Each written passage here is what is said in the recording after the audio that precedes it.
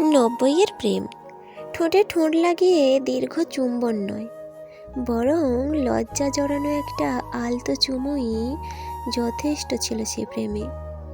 বুকে জড়িয়ে দীর্ঘক্ষণ আঁকড়ে থাকা নয়, বরং ওই হাতের কোমল মিষ্টি ছোঁয়াটুকু ছিল যথেষ্ট।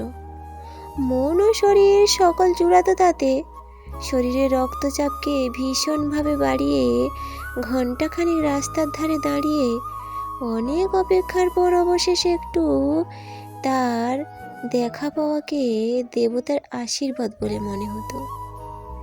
মনে হতো দীর্ঘ বিপরীত যেন এক পশলা বৃষ্টি, এক স্বর্গীয় অনুভূতিও বলতে পারেন।